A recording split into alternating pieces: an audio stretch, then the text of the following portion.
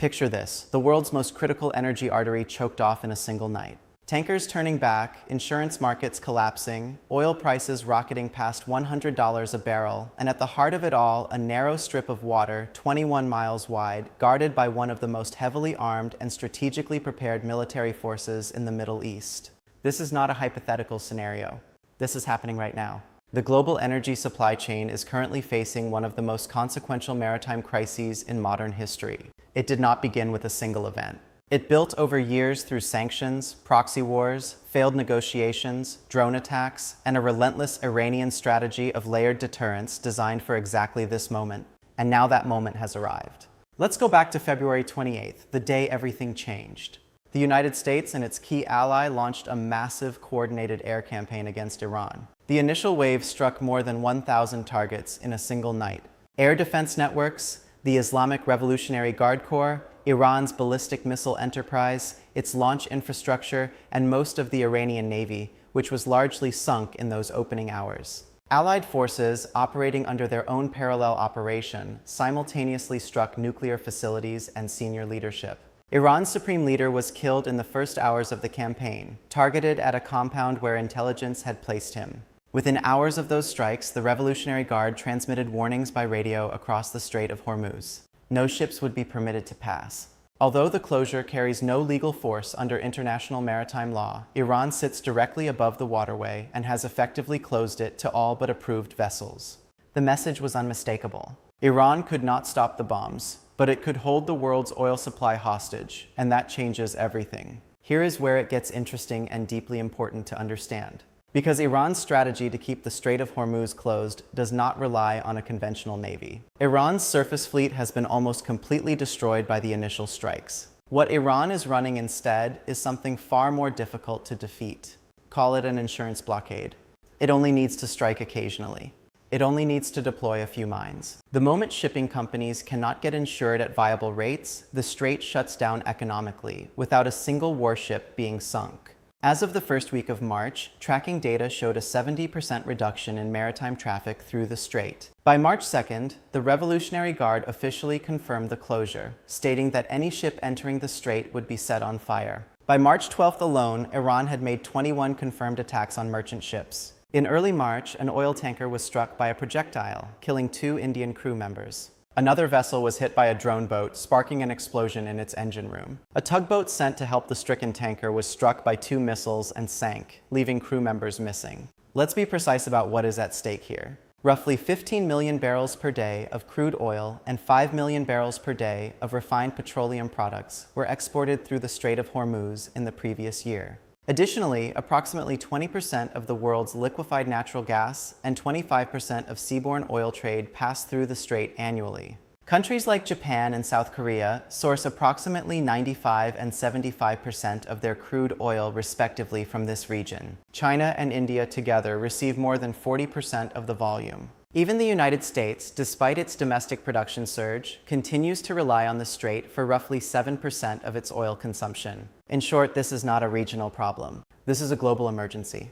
Brent crude has surged well past $100 a barrel since the war began. Every day the strait stays closed, that figure climbs higher. Supply chains from Asia to Europe are buckling. Fertilizer costs, sulfuric acid supplies for African mining operations, LNG deliveries to energy-dependent nations in East Asia, all of it flows through that 21-mile corridor, and Iran knows it. Now here's the question everyone is asking. Why cannot the world's most powerful navy simply blast its way through? The honest answer is more complicated than most people expect. The days of aircraft carriers projecting overwhelming power close to well-defended shorelines are coming to an end. Iran has spent decades building what defense analysts call an anti-navy. It does not need a blue water fleet. It has shore-based anti-ship missiles buried in concrete and steel-reinforced bunkers along its entire southern coastline. It has thousands of fast attack craft, explosive-laden unmanned surface drones, and as of the latest defense intelligence estimates, over 5,000 naval mines capable of rapid deployment by high-speed boats. And critically, Iran's dispersed mobile missile launchers are extremely difficult to destroy from the air because they blend into ground clutter.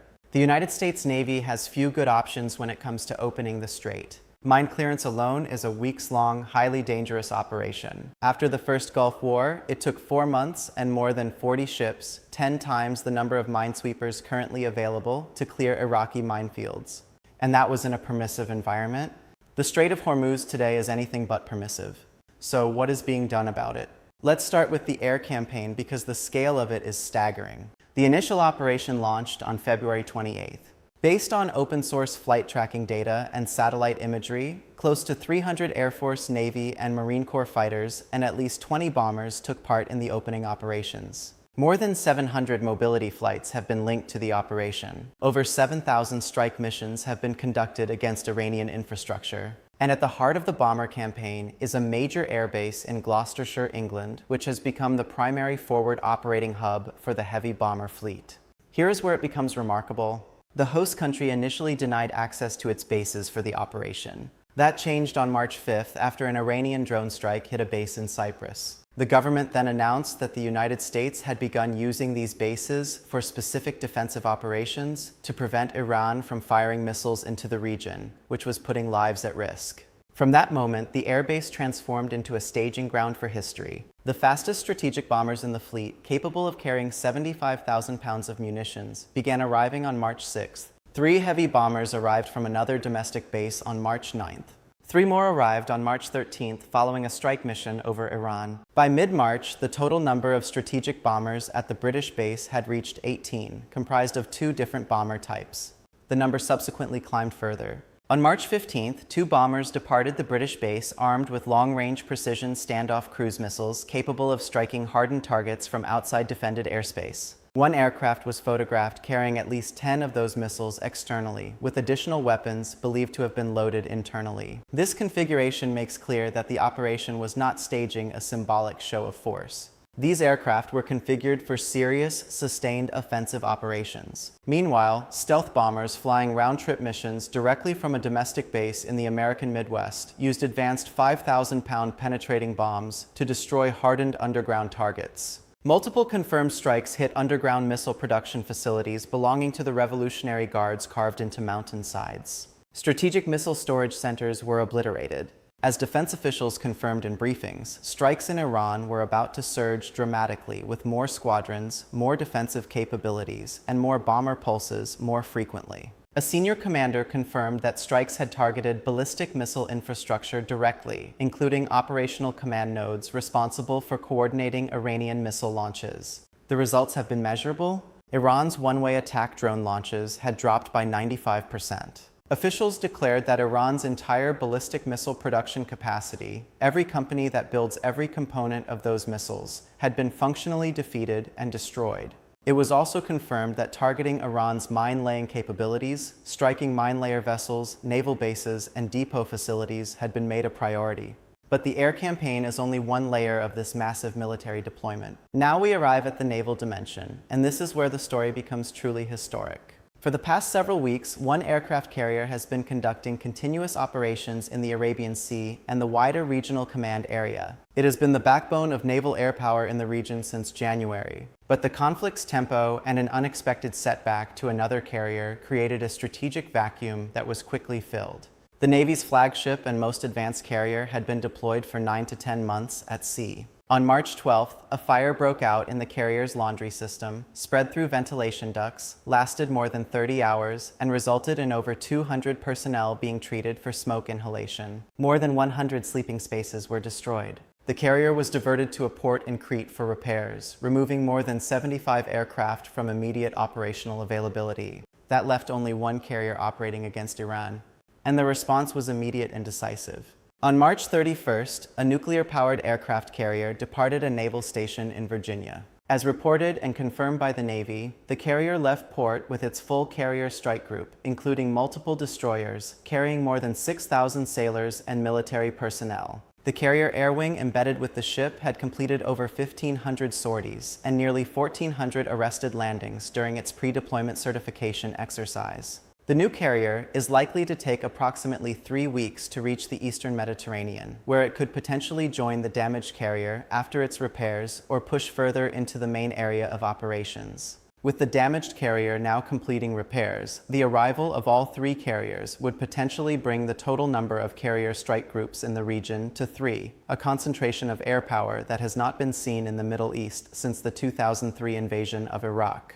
A senior commander told reporters bluntly, when asked about the deployment timeline, "When our job is done around the world, then we will come home." 25 to 30 Navy warships are either actively operating in the Middle East or moving rapidly toward the region in direct support of the operation. According to defense reports, the Pentagon is also considering sending as many as 10,000 additional troops to the region. Earlier, 2,500 Marines and 2,000 paratroopers had already been dispatched. An amphibious assault ship carrying a Marine Expeditionary Unit and approximately 3,500 sailors and Marines arrived in the area of responsibility on March 27th. The political leadership has also floated the seizure of a strategic Persian Gulf terminal that handles approximately 90% of Iran's crude oil exports, located roughly 20 miles off Iran's coast. Seizing that island would give the United States significant leverage over reopening the strait, though military and security experts have cautioned it would require a complex amphibious operation with serious risks.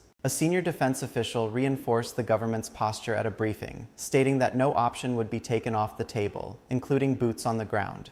The message to Tehran is as clear as it is overwhelming. Now, let's talk about the United Kingdom, because its role in this crisis has been anything but passive, and its naval deployments represent a significant and underreported part of the story. One of the most advanced nuclear-powered attack submarines in the Royal Navy departed Perth, Australia, on March 6th and is now believed to be positioned in the northern Arabian Sea. The vessel is equipped with land attack missiles and heavyweight torpedoes. These submarines are renowned for their extremely low acoustic signatures, making their exact position known only to a small group of officials, including the Prime Minister and senior naval commanders. This submarine now gives the United Kingdom the capability to launch precision cruise missile strikes against Iranian coastal targets from the depths of the sea, silently, invisibly, and with virtually no warning. But that is not all that is being brought to this crisis. The Royal Navy is equipping a large amphibious landing vessel with autonomous mine clearance systems, including underwater drones and crewless mine hunting boats. The plan is to transform the ship into a dedicated mothership for seabed scanning and mine disposal operations, giving it the capability to serve as the first line of effort in clearing the Strait of Hormuz of whatever mines Iran has laid or may lay. A defense source described the move as a contingency step. Whilst no decisions have yet been taken on whether these capabilities will be sent to the Strait of Hormuz, this preventative step gives ministers options should they be needed to help resume the normal flow of merchant shipping. The ship had been undergoing routine maintenance, but has since been brought to a heightened state of readiness and has been conducting training drills in the Mediterranean. The Defense Secretary has authorized the contingency plans. Consider what this coordination looks like in practice. One ship scans and clears the surface and subsurface minefield. The submarine, silent in the depths of the Arabian Sea, provides deterrence against Iranian attack craft, drone boats, and shore-launched missiles. American aircraft carriers and their strike wings provide overwhelming air cover overhead, and the full weight of the strategic bomber fleet positioned at the British Air Base stands ready to strike any shore-based system that threatens the operation. This is not improvised. This is coordinated, layered, and lethal. Another major European power has also stepped into the fray. Its leader announced that it and several other states are establishing a purely defensive, purely support escort mission for merchant ships transiting the strait. That nation is sending a dozen ships to the wider Middle East, including 2 frigates to escort vessels through the strait. Other European nations are working to support commercial shipping as well. A European nuclear-powered aircraft carrier and another Italian carrier remain positioned in the eastern Mediterranean. European leaders have stated through diplomatic channels that they would not actively participate in the war at the initial stage, but the situation remains fluid. One European island has already been struck. In early March, Iranian forces hit a base on that island. A senior Revolutionary Guard commander stated openly that Tehran would not let a single drop of oil leave the region. Any direct strike on European territory or an assault on European naval assets would transform Europe's cautious posture into something altogether different. So where does this leave Iran? Here is where it becomes critically important to understand the limits of even the most powerful air campaign in a generation. Iran's surface navy has been effectively destroyed. Its ballistic missile launches have dropped by over 86% since the opening days of the war, according to analysts tracking the operation. Its command infrastructure has been hammered. Its supreme leader is dead. Its underground missile facilities have been struck with bunker-busting munitions. And yet, the Strait of Hormuz remains closed. Iran's strategy does not require a navy. It does not require perfect missiles. It only needs to make the cost of transit high enough that insurance becomes unaffordable. And in that narrow sense, Iran is winning that particular battle, even as it loses the broader military campaign. The United States and its ally have struck more than 2,000 targets over the course of the operation. Yet, according to analysts, they have largely run out of hard military targets to attack. Iran's dispersed mobile missile systems, its fast attack boats, its network of small drone operators along the coastline, these are not easily destroyed from the air. And Iran has spent decades specifically preparing for exactly this kind of asymmetric post-industrial war. A major strategic studies institute has noted the tactical prowess of the Allied forces, while simultaneously warning that resolving this conflict quickly through military means alone faces severe practical limits. Political leaders have been direct about their intentions. One stated publicly that the United States was in serious discussions with what he called a new, more reasonable Iranian regime, and that great progress had been made. He also warned that if a deal is not reached and the Strait of Hormuz is not immediately open for business, Washington would conclude its operations in Iran by blowing up and completely obliterating all of their energy infrastructure. He also posted that Iran had requested a ceasefire, a claim Iran's foreign ministry denied, calling it false and baseless. The British Prime Minister has spoken with notable candor about the difficulty ahead. In a statement widely reported across media, he acknowledged that reopening the Strait of Hormuz would require a negotiated agreement with Iran once the war stops, underscoring that military force alone cannot resolve what is ultimately a political and diplomatic problem. London is reportedly preparing to host an international security summit with the participation of 35 countries to address the long-term governance of the strait. The shape of any post-conflict arrangement will determine whether the strait returns to stable, open navigation, or whether it remains a flashpoint for years to come. This is the world you are living in right now. A close air support aircraft legendary for its survivability and firepower, repeatedly scheduled for retirement and repeatedly kept in service precisely because nothing else does its job as well, has been deployed in force. Combat footage released in mid-March signaled that the air campaign is being sustained, combining strategic bombers with persistent tactical aircraft that can loiter, observe, and destroy the small boats and unmanned surface vehicles Iran relies on for asymmetric attacks. A military statement said this directly. For allies and partners, that is a sign of staying power. For Tehran and militias aligned with it, it is a warning that air power is positioned not for symbolic action, but for prolonged operational effect. The scale of this deployment is difficult to fully absorb, but let's try. 2, and soon potentially 3, nuclear-powered aircraft carriers in the region or en route. One carrier air wing alone logged nearly 1,500 sorties and pre-deployment exercises. 2 or more aircraft carriers together represent more than 150 state-of-the-art fighter jets capable of conducting hundreds of strike missions per day.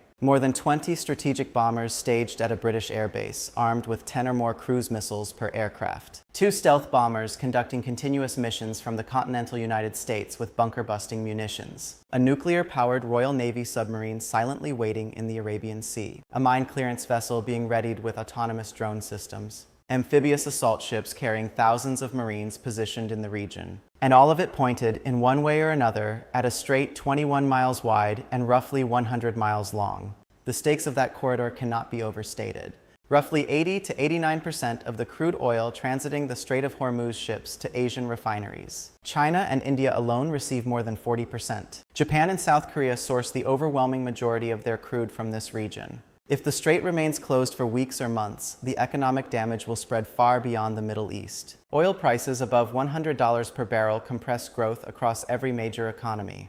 LNG shortages ripple through European energy markets. Fertilizer and chemical supply chains, already stressed, buckle further. The world is not simply watching a military conflict. It is watching a collision between the most powerful military force in human history and a much smaller power that has spent 40 years building the specific tools needed to deter, delay, and ultimately survive a confrontation with that force by holding the global economy hostage. Neither side can afford to lose. And that tension between overwhelming firepower and Iran's strategic geography is exactly why this crisis is so dangerous, so difficult, and so consequential. Let's bring it back to the central question that haunts every analysis of this crisis. Can the United States and its allies actually force the Strait of Hormuz back open? The military answer is eventually, probably yes, but at significant cost, over a significant period of time, and with no guarantee that a newly reopened strait remains open. Iran's mobile systems are survivable. Its asymmetric tactics are adaptive. And the moment the last minesweeper clears a channel, a single Iranian fast boat with a rocket-propelled grenade can send insurance premiums spiking back to prohibitive levels. The political answer may be more achievable, but only if both sides can find a face-saving exit. Statements about engaging a new, more reasonable Iranian leadership suggest that Washington sees a diplomatic off-ramp, even as it keeps the military pressure at maximum intensity. Iran's willingness to even informally signal interest in talks, regardless of whether the foreign ministry publicly denied it, suggests that the relentless strikes, the sunk navy, and the dead supreme leader have fundamentally altered Tehran's calculation. A specific date in early April has been circulating in assessments as a potential deadline marker. Whether that date represents a hard military threshold or diplomatic inflection point remains unclear. What is clear is that every day the strait remains closed. The economic and political pressure on all parties intensifies. The Middle East is once again the stage for a confrontation between global powers. The rules are being rewritten. The alliances are being tested. And the narrow waterway at the mouth of the Persian Gulf, 21 miles wide, lined with missiles and mines and the wreckage of ambitions, remains the single most consequential piece of geography on Earth right now. And the entire world is holding its breath.